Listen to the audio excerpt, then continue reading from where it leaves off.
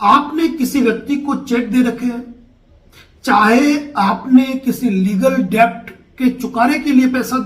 Check दिया हो, या फिर बैंक एनबीएफसी को सिक्योरिटी के रूप में चेक दिया हो, या किसी साहूकार को आपने उसकी राशि का भुगतान करने के लिए चेक दिया हो, या फिर ये मान के चलिए कि आपने कोई प्रोडक्ट खरीदा और उसके भुगतान के लिए आपने चेक दिया। ऐसी स्थिति में जब आपका जो चेक है वो बैंक में गया और आपके खाते में बैलेंस नहीं था, सिग्नेचर मिसमैच थे, अकाउंट क्लोज्ड था, या किसी भी कारण से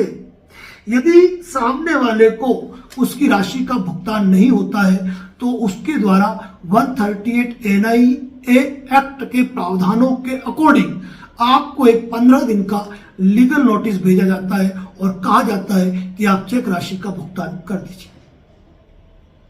ऐसी अवस्था में जब भी आपको वकील का नोटिस आता है तो आपको पहले ही नोटिस पे सावधान हो जाना है और आपको ये समझ लेना है कि यदि आपने 15 दिन में इस लीगल नोटिस की पालना नहीं की तो आपके खिलाफ चेक बाउंस का मुकदमा दर्ज हो जाएगा, यानी कि नोटिस मिलने के 15 दिन बाद और उसके 1 महीने की अवधि के भीतर। अब आपको उस राशि का चुकारा करना है तो आप उस राशि का चुकारा कर दीजिए, सामने वाले को पेमेंट दे दीजिए और उससे अपना ओरिजिनल चेक और रिटर्न मेमो वापस ले लीजिए। यदि सामने वाला ओरिजिनल चेक और रिटर्न मेमो नहीं दे तो आप उनको लीगल नोटिस दीजिए, उनका अकाउंट नंबर मांगिए, अकाउंट में पेमेंट ट्रांसफर कर दीजिए। यदि आप मानते हैं कि आपके चेक का दुरुपयोग हुआ है, सिक्योरिटी चेकों का दुरुपयोग हुआ है, सामने वाला व्यक्ति पैसा नहीं मांगता है, अनजान व्यक्ति है, गलत चेक भरा गया है, चेक का दुरुपयोग किया गया है, तो आपको लीगल नोटिस का रिप्लाई देना चाहिए और परिस्थितियां यदि चेक के दुरुपयोग की है तो आपको एक पुलिस रिपोर्ट भी फाइल करनी चाहिए, जो कि आपके आगे चलकर आपके केस में आपको डिफेंस करेगी। अब इसी तरह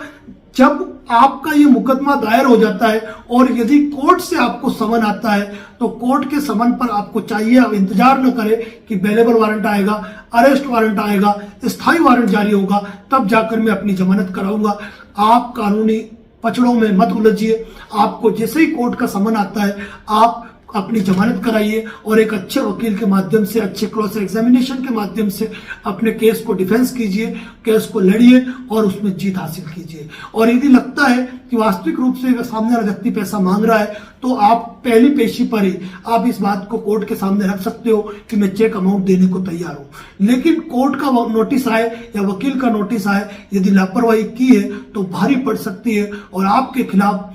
वारंट भी जारी हो सकता है और पुलिस आपको गिरफ्तार करके कोर्ट में पेश कर सकती है। तो ये गलतियां भूल कर भी न करें। यदि आपको वकील का नोटिस आया है या कोर्ट का नोटिस आया है तो अपने नजदीकी वकील से सलाह मशवरा जरूर करें, जो कि 138 एनआई एक्ट के स्पेशलिस्ट है, जो कि आपको नेक राय देंगे। यदि झूठा मामला है तो केस से बाहर भी निकालेंगे और यदि सही मामला है तो सलाह भी देंगे कि किस तरीके से आपको राशि का भुगतान करना चाहिए। इसी प्रकार के अपडेट हमारे YouTube चैनल और Facebook पेज पर दिए जाते हैं। यदि चैनल पर नए हैं तो हमें फॉलो और सब्सक्राइब जरूर करें। धन्यवाद।